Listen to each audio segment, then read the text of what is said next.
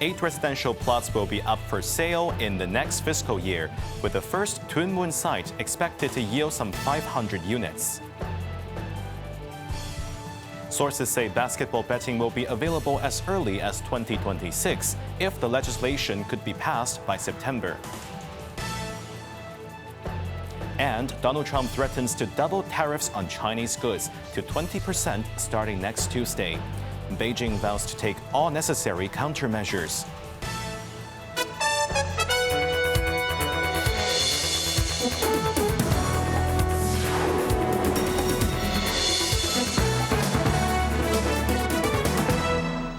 Good evening. You're watching Cable News. I'm Jeremy Chu.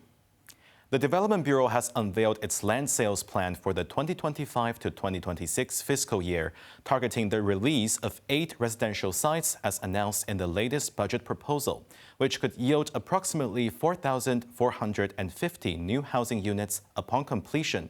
Quentin Yang tells us more. Development Secretary Bernadette Lin highlighted the government's strategy to tackle housing demand while capitalizing on urban renewal opportunities as the property market shows signs of revival. Among the 8 land parcels planned, 5 are newly added, repurposing underused urban spaces. Each site is designed for smaller-scale developments of under 1,000 units. A 525-unit site in Tuen Mun, conveniently located near a light rail station, will be the first to hit the market in the first fiscal quarter. These urban sites are gems, Lin said. Their mature infrastructure, transport links, and amenities make them highly attractive to developers and future residents alike. Meanwhile, a major Hongshui-Q residential site, capable of delivering 1,600 units, remains a wild card. A land exchange deal is set to conclude by March 31st. If finalized, it could bolster the supply figures for the first quarter. Lin said the broader housing strategy integrating railway property projects, urban renewal authorities' initiatives, and private redevelopments is projected to supply a total of 13,700 units for the upcoming financial year. Quentin Ya, Cable News. Another highlight in the latest budget proposal was the outlined plans to regulate basketball betting in Hong Kong, marking a potential expansion of the city's legal gambling market. Sources indicated that if the amended legislation is passed by the Legislative Council by September, basketball betting could be officially launched as early as 2026. According to sources, the new basketball betting regulations will mirror the existing framework for football betting, with similar oversight and tax rates, including taxing 50% of the net betting revenue. Initial plans focus on offering betting options for major international events, such as the NBA, while excluding local matches. Once approved by the Legislative Council, the city's sole betting operator Jockey Club will need to apply for a basketball betting license. Citing the Jockey Club's estimates, the budget proposal revealed that illegal basketball betting reached a staggering $70 to $90 billion last year.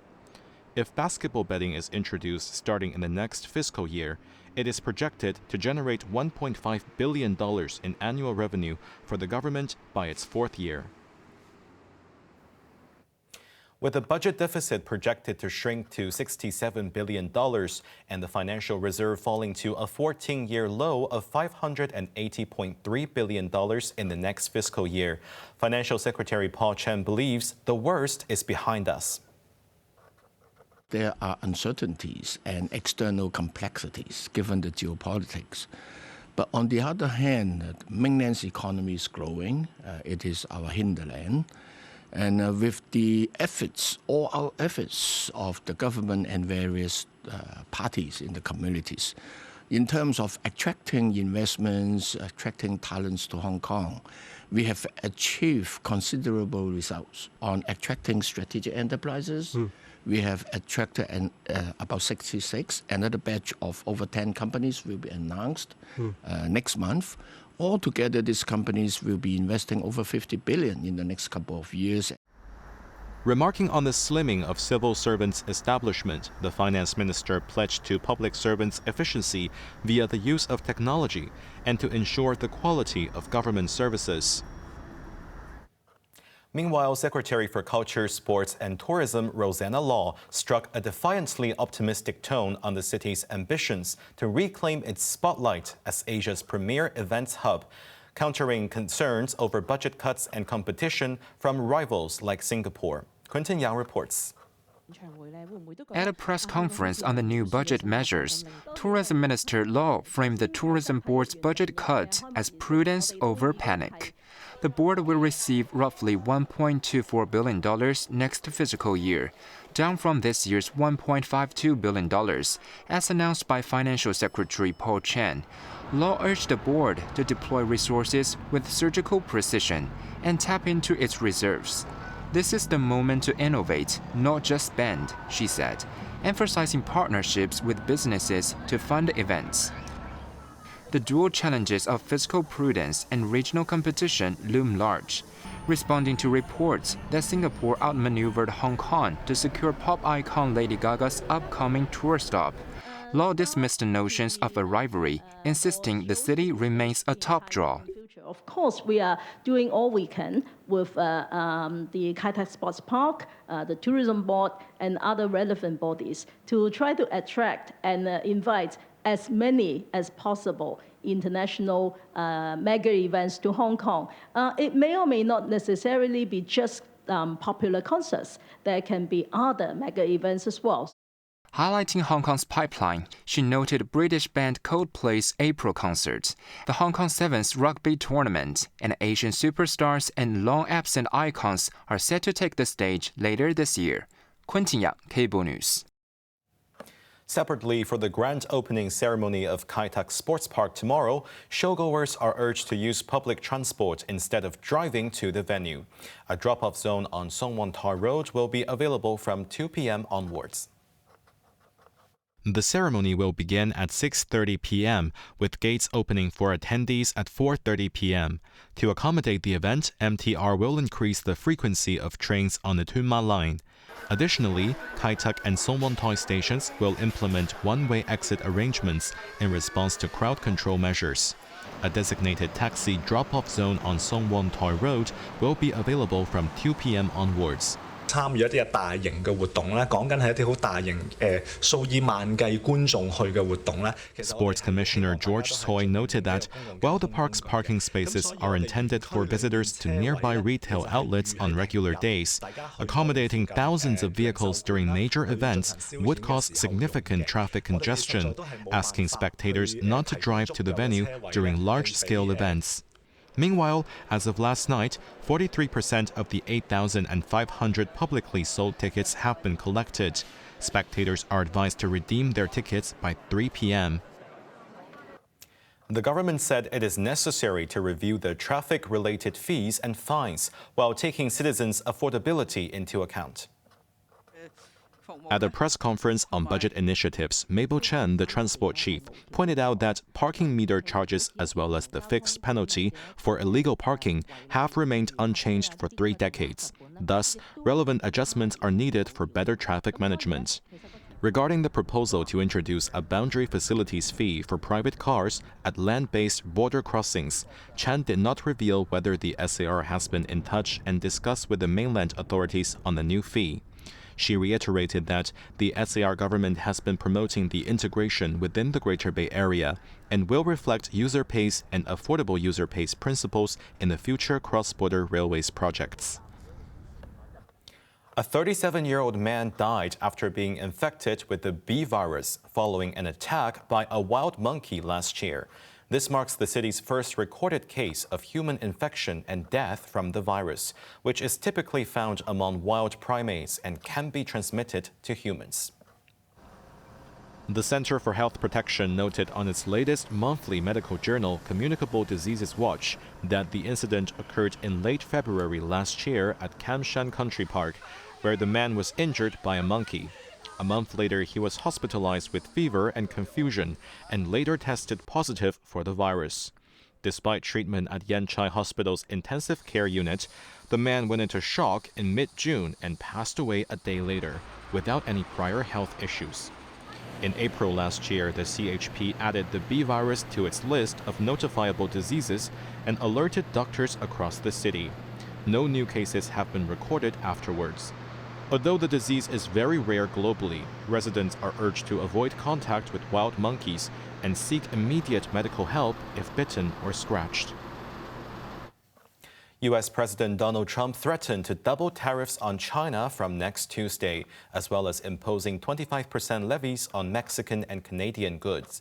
Beijing accused the U.S. of shifting the blame on the flow of fentanyl and promised retaliation to protect its interests. Anna Chen reports. It's 10 plus 10. In 10 case, plus 10. was there confusion on that? There was, sir, yeah. Okay, 10 plus 10. It's a second 10. U.S. President Donald Trump announced he is going to double the 10% universal tariff charged on imports from China, resulting in a cumulative 20% tariff from March 4th. Trump also claimed that his proposed 25% tariffs on Mexican and Canadian goods will take effect on the same day, citing insufficient progress on curbing fentanyl flows into the country. In China, the Commerce Ministry said U.S. behavior is like shifting the blame, not conducive to solving its drug problems. If U.S. insists on its own path, China will take all necessary countermeasures to defend its legitimate rights and interests, a spokesperson said. Beijing also hopes the U.S. will avoid making the same mistake again, return on right track of properly resolving differences through dialogue as soon as possible. On the contrary, Canada and Mexico are still hopeful to be able to reach an agreement before the March 4th deadline. China, Mexico, and Canada are Americans' top 3 trade partners, together accounting for more than 40% of imports into the U.S. last year. Anna Chen, Cable News. At least 40 Uyghurs have been deported to China from Thailand, the first of its kind in a decade.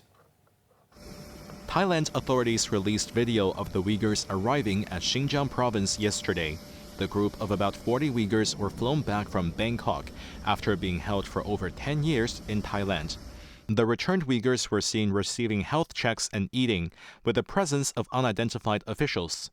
Rights groups have warned that they could face possible torture and even death after returning to China. Thai government reiterated that the men were released upon China's diplomatic request, with assurance that they would be well treated and face no penalties.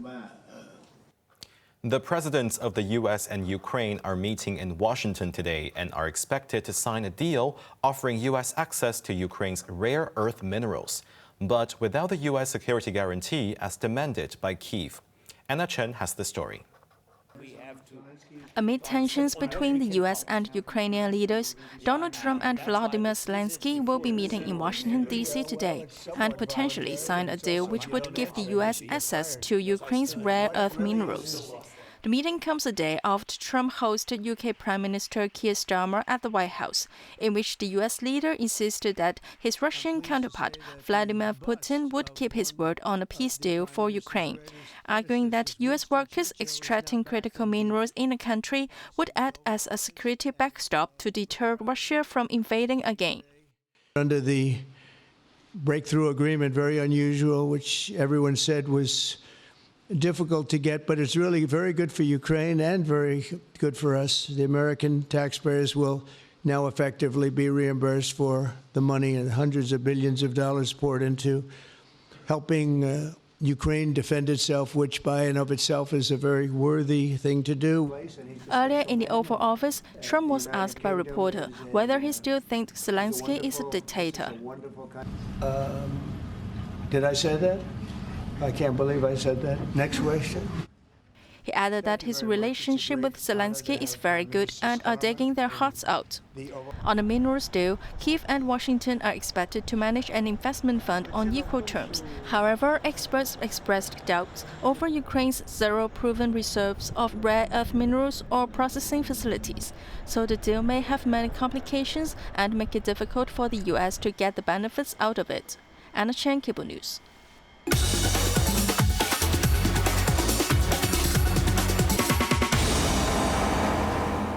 Now let's take a look at the stock market. The Hang Seng Index saw its largest drop in more than 4 months, ended the day down 776 points. Top active stocks of the day. Alibaba was down $8.20. Tencent was down $16.80. Meituan was down $10.80. and BYD was down $27. Foreign exchange against the Hong Kong dollar, euro 8.09. Japanese yen 51.71. Onto the weather now. Becoming cloudy, the minimum temperature will be about 19 degrees tomorrow morning. Warm with sunny periods during the day, with a maximum temperature around 24 degrees.